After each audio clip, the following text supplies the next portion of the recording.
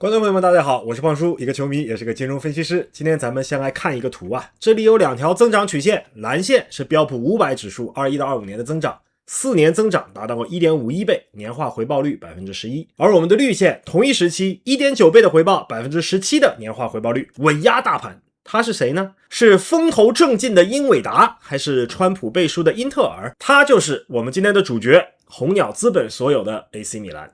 这是米兰过去4年的年营收 17% 的年增长，仅次于枪手国米和皇马，排名第4。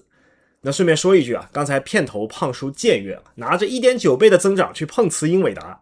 英伟达同一时期的增长是6倍多，年化回报率 59%， 属于降维打击。麻烦粉丝去给红鸟、清湖和格雷泽们留个言，别再投资足球了，根本就不赚呢。你套现投资英伟达。那胖叔简单的披露一下，今天所有的内容都不构成投资建议，而且胖叔呢也没有讲投资的资质。我人生第一笔投资就是刚工作的时候攒了点钱，买了100股的曼联，那成了一个精神股东。那一转眼10几年了，年化回报率 1.7%， 还不如存个定期。我们简单的把米兰过去9年分为3个时期，17到18年是里戈时期啊，因经营不善宣布倒闭。彼时里戈的债主埃利奥特基金由债转股接管了米兰。那说起埃利奥特基金，那是业内出了名的心狠手辣，不择手段。我的金融业的朋友说啊，任何项目只要埃利奥特的人进来了，无论他们是对手还是队友，所有人都头疼。埃利奥特中道接盘当然不是为了长期运营，而是短期增值变现，人家还是真有东西，行雷霆手段，立非常之功。短短4年，不仅让米兰扭亏为盈，就是这里的黄线啊，还在22年让米兰重夺意甲冠军，成功找到红鸟接盘。那红鸟为什么选择米兰呢？折腾这几年又为什么每况愈下呢？今天我们就来聊3个话题：第一，地理套利；第二，球场基建；第三，股份整合；第四，历史地位只看欧冠奖杯吗？为什么蓝蓝有7个冠军奖杯，但是比赛却没有连练？去年胖叔看过一个报告啊，说美股但凡跟 AI 沾点边的都已经贵得没边了，相比之下，韩国、日本的 AI 股票简直是地板价。那这里说的就是一个典型的地理套利的机会， AI 股、芯片股在美股溢价，在亚洲折价，这是一个潜在的套利机会。如果这个定价差距足够大，我们就可以在亚洲买入，期望未来的估值能够向美股靠拢。那这里还是不构成投资建议啊，主要是今年韩国也都涨起来了。那近期的美资大量涌入5大联赛，就是因为嗅到了地理套利的机会。体育俱乐部的估值呢，一般是按照年营收的倍数作为一个基准。你比如湖人25年转手100亿的估值，年营收62亿，估值就是16倍。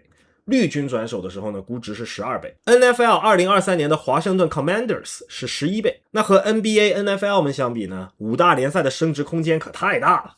有请弹幕猜猜看，作为足球商业化代表的曼联，24年拉爵入股是按照几倍营收估值的呢？3、2、1 6.5 倍。那咱还别嫌低，这都属于足球的头部估值了。今天的皇马也就大概7倍。22年清湖买蓝军大约是5倍，而同年红鸟买米兰的时候是4倍。意甲呢还是比英超便宜一点，米兰彼时的年营收是3亿，那红鸟12亿就拿下了。那很显然啊，从球队老板的角度来说呢，皇马、曼联的课题是如何能够让自己的7倍估值接近 NBA、NFL 的10倍，而红鸟的短期课题呢，就是如何能够让米兰的4倍估值接近皇马的7倍。这个问题是有标准答案的，就是我们的第2点，修球场。欧洲的老古董球场是球队营收的巨大限制。你别看圣西罗做8万，美国球场也做8万，此8万可非彼8万。体育界有一个衡量标准叫做 RevPAPAS Revenue per Event per Available Seat， 衡量的是每场比赛每个座位的平均收入。我们看看上赛季的数据，皇马一马当先，每场比赛每个座位可以收入232块，曼联190，阿森纳183，米兰只有69块5。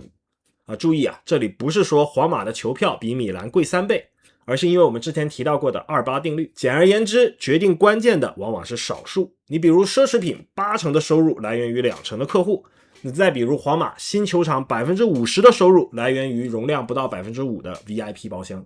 我们一起来算笔账啊，同样是8万人，传统球场是人均消费70，而美国的球场模型是 95% 的人人均消费70，但是 5% 的人人均消费3000，这均值不就上200了吗？那有朋友会说3000会不会太夸张了？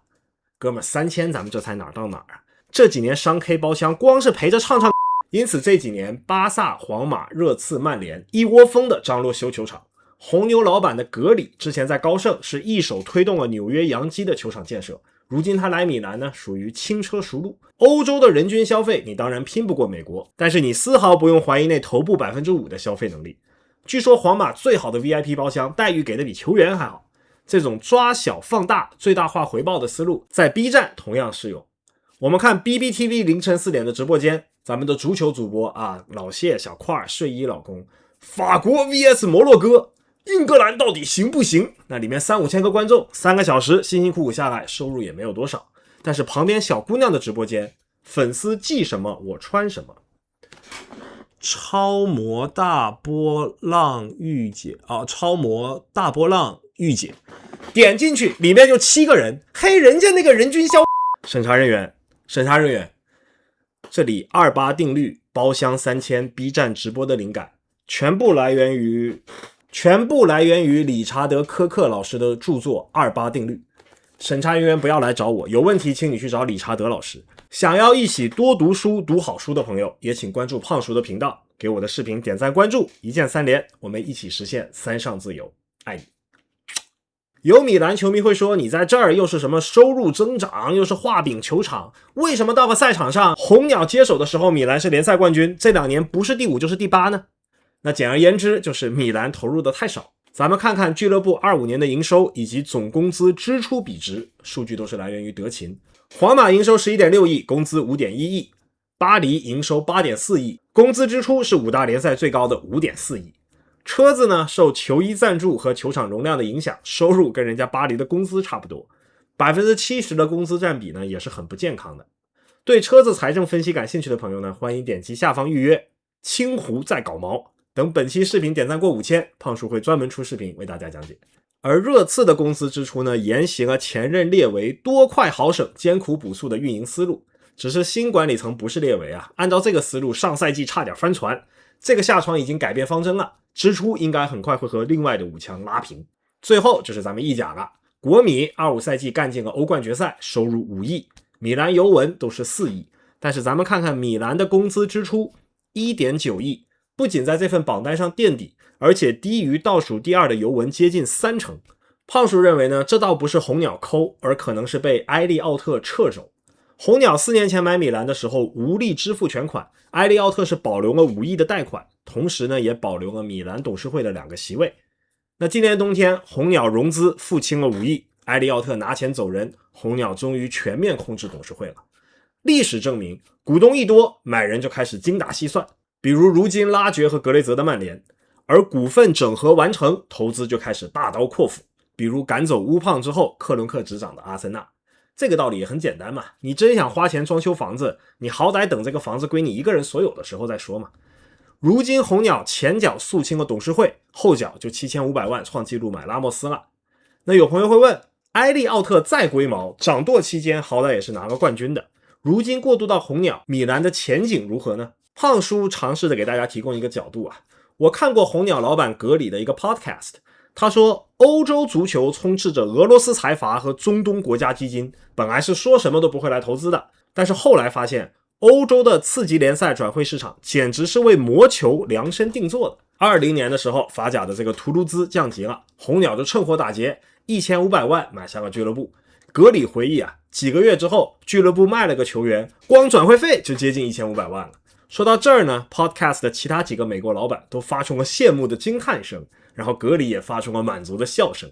胖叔查了一下，格里口中的这个球员呢，应该就是当初被卖到门兴的现法国国脚科内。科内是个后腰啊，现在是在罗马，这2天还在跟曼联传绯闻呢。格里说呢，后来他去芬威当了个小合伙人，跟芬威的大佬学了很多，大开眼界，于是决定买下米兰。那当时他的那些美国朋友就劝他说，别买意甲呀，你疯了吗？那格里就说，你们知道吗？米兰7个欧冠呢，仅次于皇马，买之前我都不知道。接着就是一些什么难懂的话，什么品牌商业化呀，美国式球场啊，什么全队平均年龄低至23岁啊，引得众人都哄笑起来，演播室内外充满了快活的空气。这段采访呢，能说明2点问题。第一，红鸟也罢，青湖也好，美资 PE 进来不是要跟那些财阀中东旗下的巴黎曼城竞争的，大家赛道不同，你整你的足球，我整我的魔球。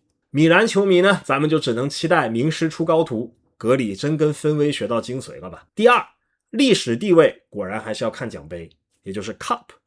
巴西5个世界杯 World Cup， 阿森纳14个足总杯 FA Cup， 还有兰兰老师7个欧冠奖杯。7个奖杯是什么概念？ A B C D E F G G。 胖叔啊，毕竟不是兰兰老师的球迷，兰兰的比赛看得少，主要呢还是看本家连连的比赛，也就是我们今天的代课老师峰哥风可怜老师。我们的连连呢不像兰兰啊，只有3个欧冠奖杯，所以平时的工作呢就会额外努力。今天和男同事出差，遇到个暴风雨，只能留宿外地，所有的酒店都爆满，最后只能订到1间房。你说日本也是挺奇怪的呀，暴风雨一来就是酒店爆满，加班的时候一抬头就是错过了末班车，水管一修就是溅得全身都是湿透。这说明日本作为一个发达国家，在住宿、公交和管道基建方面呢，还有很大的投资空间。建议美国的 PE 考虑一下，可别可着我们足球祸。2个人在暴雨中冲到酒店，连连拿毛巾擦水的时候呢，就笑着问同事：“你在看哪儿呢？”那同事就忙乱的说：“啊，没看。”连连就笑着说：“你是不是没跟女孩子住过呀？现在心是不是 doki doki 的在跳啊？”随后呢，他就做事解开自己的衣服扣子说：“咪太乙，咪啊，念作咪，写作见，就是看的意思啊。动词形式呢是咪鲁，念作咪鲁啊，好像是老谢指导的外号。太乙就是想要，咪太乙就是想看吗？咪太乙啊，降调就是想看。とてもみたい就是非常想看。哈亚库みたい就是想快点看，都等不及了。哈亚库。今天的课就上到这里，有请课代表留一下番号，总结一下课程要点。第一，初心易得，始终难求。米兰的7个欧冠，老板喜欢，因为是品牌；路人喜欢，因为能调侃。但是我爱你与奖杯无关。我们爱曼联不是因为3个欧冠，而是莫斯科雨夜笑中带泪的回忆。我们爱科比不是因为5个总冠军，而是他退役战咬着球衣的样子。无论是兰兰、连连、娜娜、莉莉、C 罗、梅西、科比、摩迪结发夫妻，我爱你巅峰时千骑卷平冈，我自然也爱你迟暮时孤身走暗巷。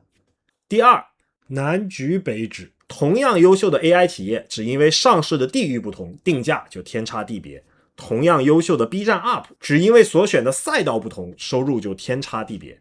老谢、小块明明可以学其他的直播间一样，粉丝寄什么我穿什么，但是因为他们多一度热爱，选择陪我们一起看球。所以希望各位老公下一次的凌晨4点可以多去支持一下我们足球区 UP 主的直播间，进去跟他们说一声你辛苦了。